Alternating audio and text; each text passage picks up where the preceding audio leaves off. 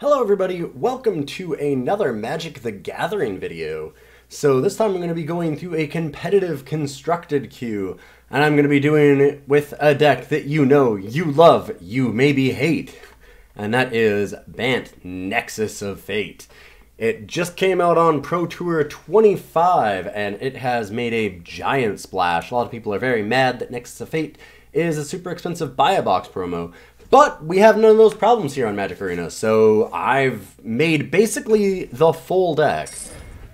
And we're missing just a couple of cards. I've managed to sub them out, so we've got our Nexus deck. If you take a look at the deck, the idea of it is to just stall out until you Nexus of Fate over and over and over and over, and win with things like Teferi. So what kind of cards are we running? The changes that I actually had to make is I made a little bit of a change to the mana base. I had one extra Glacial Fortress, but not enough Sunpetal Groves, so I ran a little bit of some extra forests just to kind of cover that up. And I also ran one less Carnage Tyrant in the sideboard and an extra cast out because I didn't have 4 Carnage Tyrants. Normally this is 4 and 3. These were the Pro Tour lists. So this list, like I said, the idea of it is to basically kind of ramp a little bit using things like Beneath the Sands and Gift of Paradise until you can hit Nexus of Fate. Now, the rest of what you're going to be trying to do in the meantime is stall the game out. So you have things like 2 Haze of Pollen, two kind of Haze of Pollen cards, sorry. You have a Haze of Pollen and a Root Snare. You have 2 fog effects.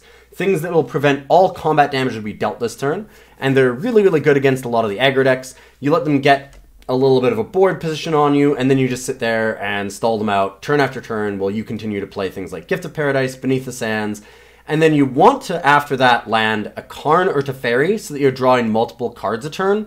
And then once you do that, then you just go off with Nexus of Fate. You take an extra turn, draw multiple cards, take an extra turn, draw multiple cards. You're going to try and keep getting down to Nexus of Fates by using things like Anticipate, Search for Azcanta, all the extra card draw, things like that. Nissa as well is another way to do it because of the Scry. You also can look at the top card of your library.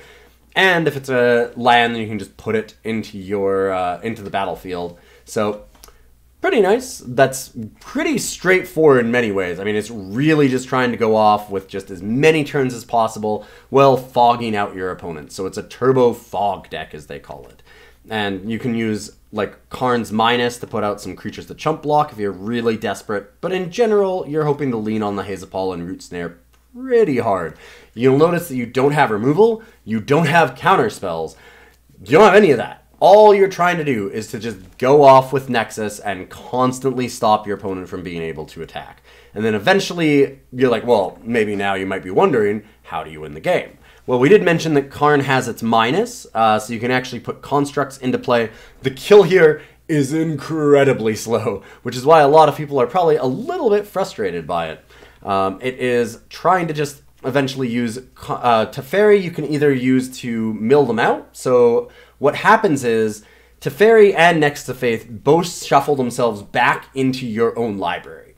So once you get to a point where you can essentially lock your opponent out, you have a moment where you can minus Teferi to put itself into your own library back on, like, third from the top, right? So use that -3 ability to put it back into your library, and you can use Nexus of Fate, which also shuffles back into your library. And ultimately, what the effect that has is that your opponent will eventually draw too many cards and lose the game before you can.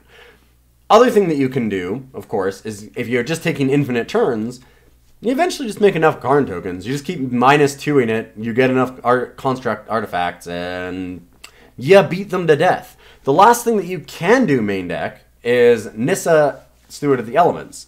Because if you do -6, then it'll turn 2 lands into 5/5 elemental creatures until end of turn, and you can just 10-ball them a couple times and pop your opponent.